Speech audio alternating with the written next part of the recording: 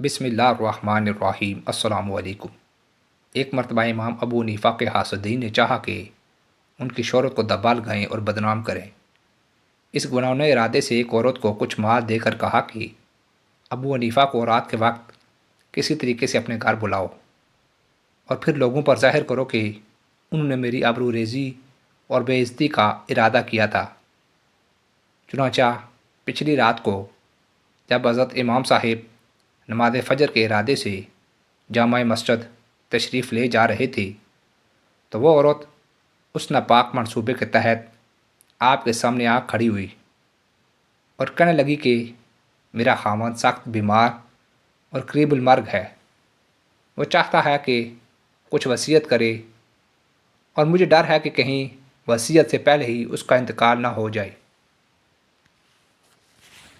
مہربانی کر کے ذرا آپ میرے ساتھ چلیں۔ چنانچہ امام ابو حنیفہ اس کے ہمراہ اس کے گھر میں داخل ہوئے۔ اس عورت نے دروازہ بند کر لیا اور شور کرنے لگی۔ امام صاحب کے مخالفین اور حاسدین جو اسی طاق میں تھے فوراً آ پہنچے اور امام ابو حنیفہ اور اس عورت کو گرفتار کر کے خلیفہ کے پاس لے گئے۔ خلیفہ نے حکم دیا کہ طلوع آفتاب تک ان دونوں کو قید خانے میں رکھو۔ امام صاحب قید خانے میں نماز پڑھنے لگے۔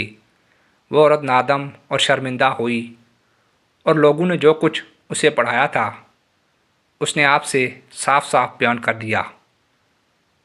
امام صاحب نے اس سے کہا کہ داروغہ جیل سے جا کر کہو کہ مجھے ایک ضرورت پیش آئی ہے، میں جاتی ہوں اور ابھی لوٹ آؤں گی۔ یہ کہہ کر ام حماد یعنی میری اہلیہ کے پاس جاؤ اور فوراً سارا ماجرا بیان کر کے ان سے کہہ دو وہ میرے پاس اسی وقت چلی آئیں اور تو اپنا راستہ لے۔ وہ عورت بات سمجھ گئی، اس نے ایسا ہی کیا اور امام صاحب کی اہلیہ محترمہ آ گئی۔ جب سورج نکلا تو خلیفہ نے امام صاحب اور عورت کو طلب کیا اور امام صاحب سے کہا کیا تمہیں اجنبیہ عورت کے ساتھ خلوت میں رہنا جائز تھا؟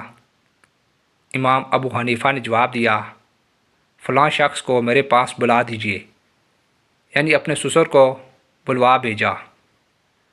جب وہ آئے تو آپ نے اپنی زوجہ کا منہ کھول کر انہیں دکھایا اور پوچھا کہ یہ کون ہے؟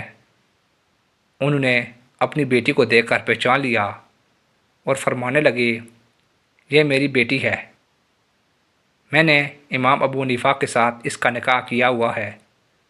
اس طرح حق تعالیٰ نے امام صاحب کے مقام کو اونچا کیا اور ان کی عزت و آبرو بچا لی۔